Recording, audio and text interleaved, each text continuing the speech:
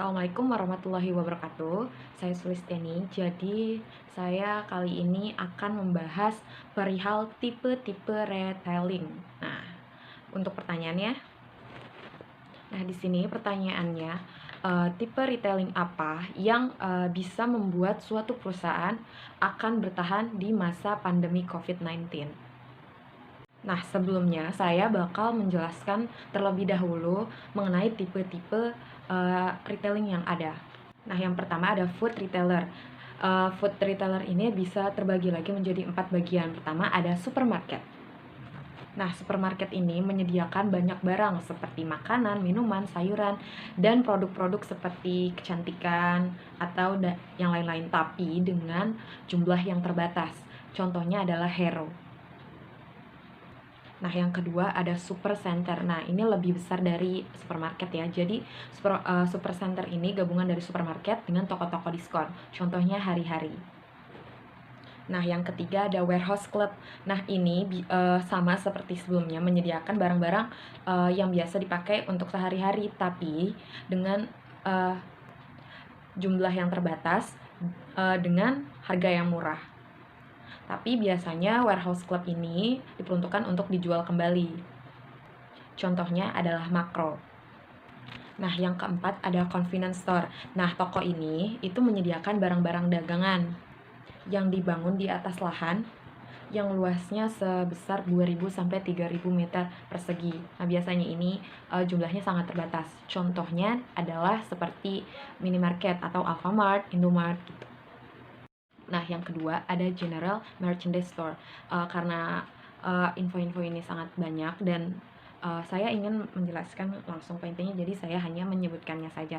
Untuk lebih detailnya lagi, kalian bisa mencari di internet. Nah, dari general merchandise store ini ada department store, full and discount store, specialty store, drug store, kategori spesialis, extreme value retailer, dan off-price retailer. Nah, yang ketiga ada service retailing. Nah, service retailing ini itu lebih ke toko yang menyediakan jasa-jasa kepada konsumen. Contohnya tempat potong rambut, lalu ada fitness, tempat les, sekolah, seperti itu. Nah, service retailing ini tidak hanya menyediakan jasa saja, tapi terkadang dia juga menjual barang meskipun itu dengan jumlah yang sedikit. Terakhir ada non-store retailing. Nah, non-store retailing ini maksudnya itu toko yang tidak memiliki bangunan, seperti itu.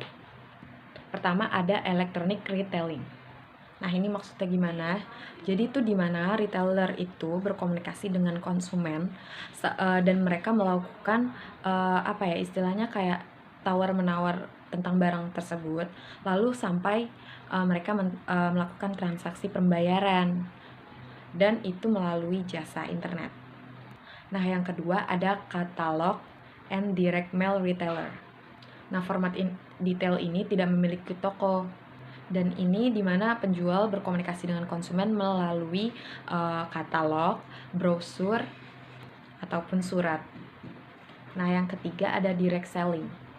Nah, di sini maksudnya apa? Jadi tenaga penjual ini langsung menghubungi calon konsumen.